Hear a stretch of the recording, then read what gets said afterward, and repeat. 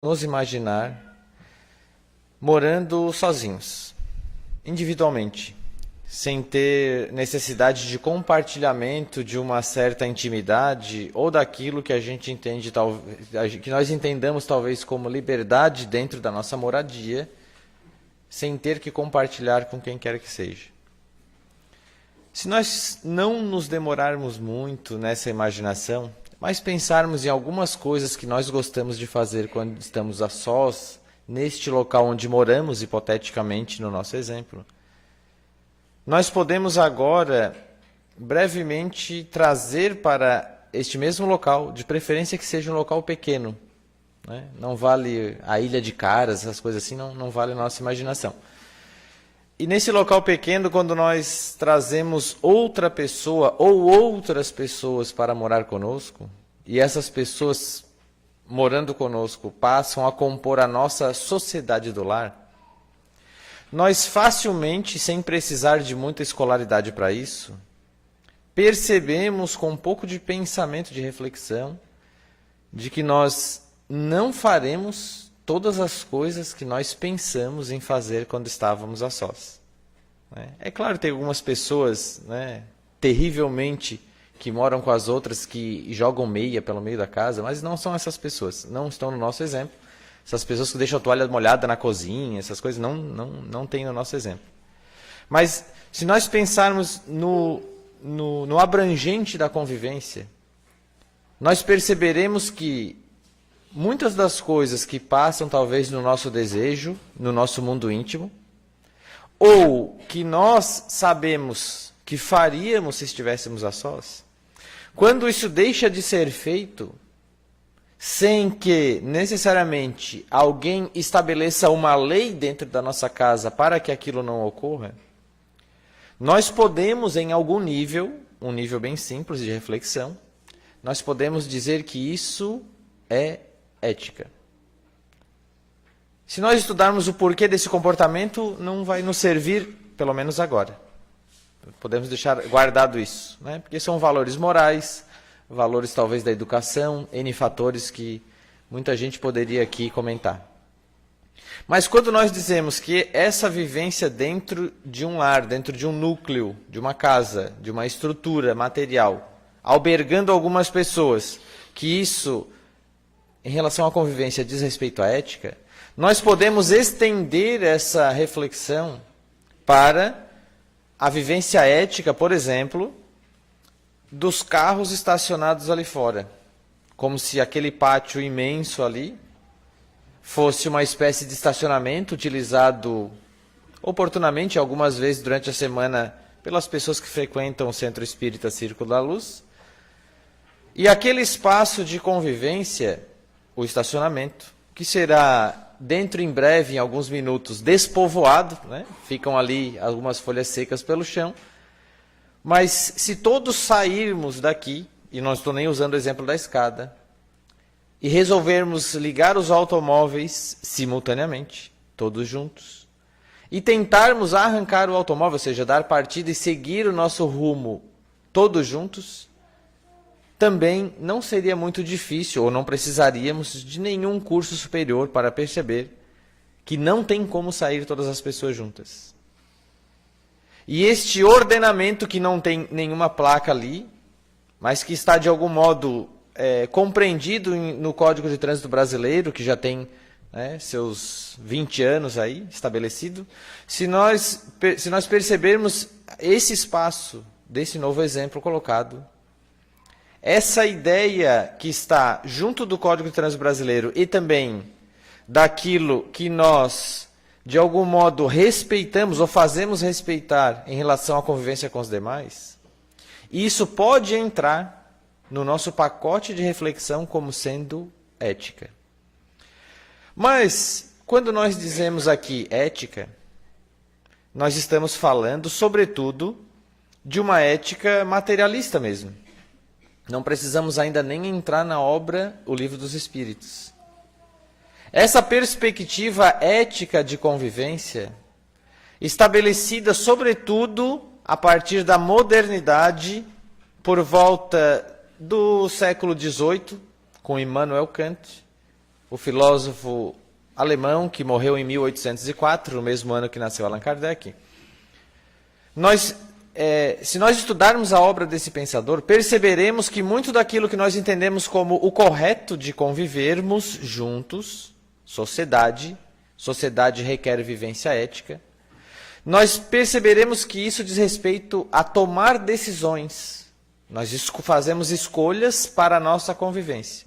E a perspectiva material ou materialista, que trata acerca desses valores para a nossa convivência, e está constantemente fazendo palestras, cursos, Brasil e mundo afora, em muitos núcleos dentro e fora de universidades, com uma preocupação imensa com os rumos que a sociedade tem adotado ou tem tomado para si própria, essa sociedade, tem trazido à tona a reflexão filosófica mais refinada, num palavreado mais comum, ao alcance de todas as massas, favorecendo que nós pensemos acerca da vivência ética que para nós, como citado de outra vez aqui, será como se fosse uma inteligência compartilhada, essa frase não é minha, uma inteligência compartilhada a serviço do aprimoramento da convivência. Isto é, nós aqui, a Sociedade Centro Espírita Círculo da Luz, aqui hoje, estabelecendo o nosso exemplo de sociedade, nós, com inteligência, ou seja, requer reflexão, não é uma revelação divina, um sopro de um espírito que vai definir a nossa convivência, é a escolha nossa. E nós, de maneira compartilhada, ou seja, em conjunto, tomamos decisões para um objetivo: aprimorar a nossa convivência. Isso dito até agora não parece causar grande dificuldade para entendermos, é mais ou menos simples. E essa ideia de nós integrarmos esse conjunto social faz com que nós pensemos no exemplo do cobertor curto. Né? Já que hoje não é um dia tão quente, nós percebemos as pessoas bastante protegidas em geral, alguns até mais encolhidos, inclusive. A ideia do cobertor curto, que também não me pertence, né? Tudo é plágio aqui nesse momento de palestra, é a ideia de nós pensarmos que, quando nós desejamos proteger as nossas orelhas, o nosso rosto, o nariz, a boca, nós, em geral, nesse cobertor curto, nós acabamos deixando um pouco despidos os pés, partes dos membros inferiores, se assim quisermos.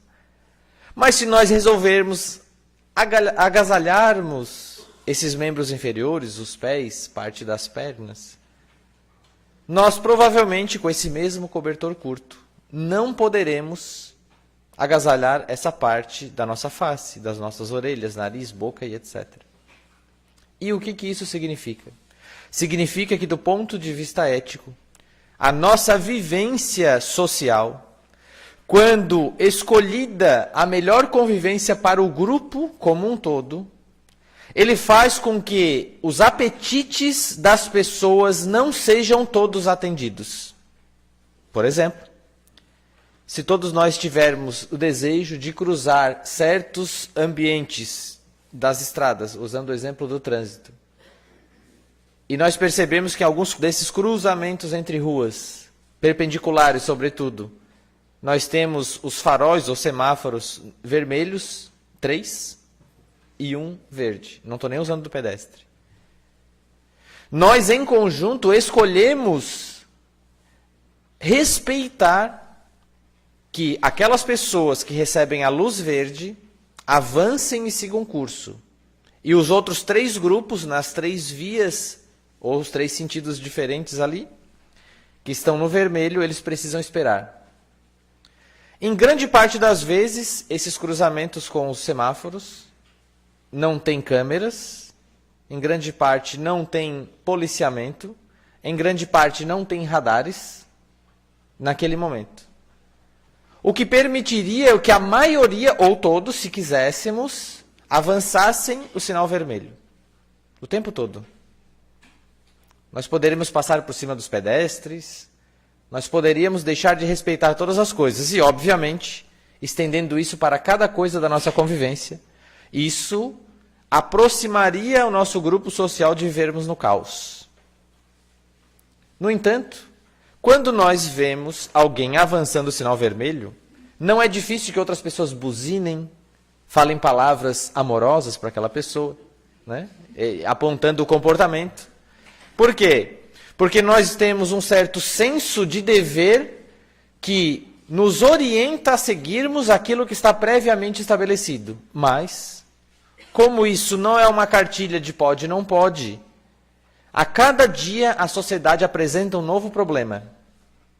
E se em alguns séculos atrás houve uma peste que dizimou milhares de pessoas na Europa e foi preciso tomar decisões para o controle daquela doença que se alastrava, hoje talvez nós encontremos nos nossos noticiários a ideia de pessoas que em grandes grupos, em embarcações clandestinas ou não, têm deixado seus países na condição de refugiados. E as pessoas ficam discutindo, nós verificamos na União Europeia, a ideia de discussão sobre qual o destino daquelas pessoas. O que fazer? Abrir as fronteiras de certos países, não abrir? Acomodar as pessoas, não acomodar? Fazer acampamentos, não fazer? Tudo isso serve para nós refletirmos na nossa vivência aqui. Nós, apenas materialmente, de maneira inteligente, já que nós somos dotados de um sistema nervoso central que permite a expressão do espírito tal como faz, nós precisamos constantemente decidir pela melhor convivência possível. E, nesse sentido, é nesse sentido que nós ainda, materialmente falando, podemos facilmente dizer que o ser humano ético pode ser ateu, descrente de qualquer coisa, pode ser de N grupos religiosos, pode ser espírita, pode ser qualquer coisa. Mas quando os indivíduos se decidem em respeitarem certas maneiras de conviver, a semelhança de alguns pensadores que disseram no passado, na Idade Moderna ainda, a ideia de que um local realmente livre, com pessoas livres, seria aquele em que se poderia dormir com as portas abertas. Destrancadas, queria-se dizer. Era um exemplo, era uma metáfora.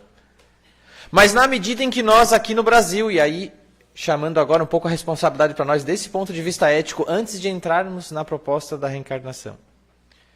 Se nós somarmos nas redes sociais, naquele mecanismo da TV aberta que a Rede Globo tem feito com que país você quer para o futuro, eu acho que a frase é essa, que as pessoas mandam um vídeo, né? A maioria é horroroso, mas é um vídeo.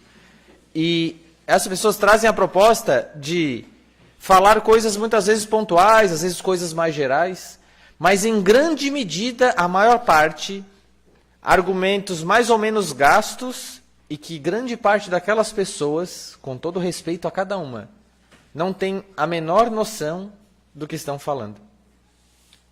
Muitas vezes preocupadas apenas com a própria, como diz o pessoal da área da saúde, né? Muitos preocupados com a própria cicatriz umbilical, ou o próprio umbigo, como alguns falam. E outros preocupados com coisas fantasiosas, como, por exemplo, o Brasil que eu quero para o futuro. É um Brasil em que todas as pessoas se amem. Então, realmente, de repente, uma proposta para daqui a 25 mil anos, eu acho que dá de alcançar, né? Mas a proposta que nós queremos enfatizar aqui, desse ponto de vista ético, e não é fazendo chacota com aquilo que está colocado na televisão, mas é porque os meios de comunicação têm proporcionado a falta de reflexão nos indivíduos. E assim fazendo, não tem levado à tona discussões importantes para que as pessoas pensem que não dá de sair falando nos microfones quando se é vítima de algum crime, como muitas pessoas falam, que eu gostaria que fosse feita a justiça. Vamos traduzir o que a pessoa quis dizer. Eu gostaria que aquela pessoa que me prejudicou morresse. Ou que ela fosse castigada, que apanhasse, que ficasse com prisão perpétua. É o entendimento de muitas pessoas. Essas ideias que nós vemos postas dentro das pessoas, e eu citei as redes sociais por quê? Porque nas redes sociais as pessoas têm se agredido continuamente.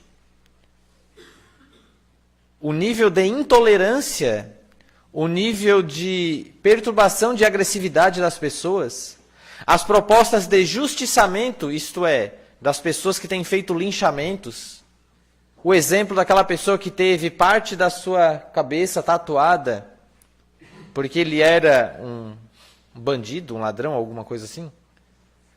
Quando todos nós verificamos esses itens, nós podemos pensar no caminho a ser seguido pela nossa sociedade materialmente, socialmente, civilmente, como aqui nós estamos. Se nós escolhermos apenas aumentar os mecanismos de repressão, se nós quisermos que exista uma viatura policial equipada e pronta para atender ocorrências e impedir pessoas más de causarem mal à sociedade, em todas as esquinas de todos os bairros do Brasil, vai faltar até gente, porque não vai ter nem população mais. O custo do Estado será absurdamente tal que provavelmente, se nós entregarmos o nosso salário vezes 2, ainda não dará de pagar os impostos. Por que eu digo isso? Porque a ideia de nós pensarmos como as pessoas gritam, vociferam na sociedade, que falta policiamento, que isso é uma vergonha, em grande número, falta de reflexão. Não sabem nem como funciona ou como opera a máquina estatal. Não sabe como deve ser feito o Estado para que ele funcione. Ah, mas tem muita desonestidade. Não é sobre isso que estamos falando. A ideia é que nós pensemos na proposta que o materialismo e o espiritismo consagram. A ideia de que, pensando, refletindo, compartilhando ideias e decidindo a melhor convivência, aí nós vamos começar a encontrar o espiritismo e juntos travar um diálogo junto com o materialismo. E caminharmos para a reencarnação nas palavras de hoje. Se nós pensamos em sociedade, nós precisamos pensar em liberdade. Está lá no Livro dos Espíritos, as leis morais, parte 3ª do Livro dos Espíritos, tem 12 capítulos. Do capítulo 2 ao capítulo 11, são 10 leis morais. Lei de sociedade, lei de liberdade, são 2. Lei de liberdade, vamos utilizar alguns argumentos mesmo materialistas. Liberdade. Na medida em que eu almejo ter segurança para mim e para as pessoas que eu gosto, e essa segurança é quando as pessoas são constantemente presas, quando as pessoas são constantemente trancafiadas, se elas puderem ser castigadas, se elas puderem ser banidas, se possível até mesmo que mortas, que é bom. Se todas as pessoas precisarem carregar agora uma arma de fogo consigo, se toda a sociedade caminha desse jeito, na medida em que nós aumentamos a repressão, do ponto de vista ético, nós diminuímos a liberdade. E a proposta do espiritismo e da filosofia ética, nesse contexto citado, né? Não são nos outros pensadores que discordam disso, é de que nós precisamos aumentar a liberdade, mas a liberdade só é aumentada na medida em que nós nos esclarecemos. Na medida em que nós conhecemos as coisas. Para o materialismo, servirá a ideia do esclarecimento ou do iluminismo que surge a partir daquele período antecedente à Revolução Francesa. E essa ideia, assim posta, é a de que se aumente a liberdade, as possibilidades do indivíduo, na medida em que ele alcança a sua autonomia intelectual, ele se esclarece, aí ele se ilumina, ele é autossuficiente. Mas ao mesmo tempo vive em sociedade. Mas para o espiritismo, e esse é o ponto que nós começamos a tratar da nossa causa, daquilo que nós viemos buscar no Centro Espírita Caminho de Luz muitas vezes. A ideia do espiritismo é que, de algum modo, aumentará a nossa liberdade na medida em que nós nos aprimorarmos individualmente. Mas o aprimoramento individual, aquele que diz respeito ao espírito que somos, não é relacionado ao crossfit, por favor. Né? Crossfit é bom, façam, fiquem à vontade para fazer, com cuidado, né? Não fiquem viciados nos remédios que muitos crossfiteiros são, né? Para suprir as suas dores nas articulações, mas busquem atividade física, mas o aprimoramento que nós citamos hoje é o aprimoramento do espírito ou da alma. O aprimoramento que diz respeito àquilo que nós somos e que permaneceremos sendo. Por quê? Já que tudo que é visto ou tocado por nós neste momento, ou possível de tocar por nós neste momento, tudo isso de algum modo virará pó, virará o pó de todos os tempos, como a matéria toda é. O que permanecerá e que foi identificado nas pesquisas mediúnicas de Allan Kardec é a da natureza do espírito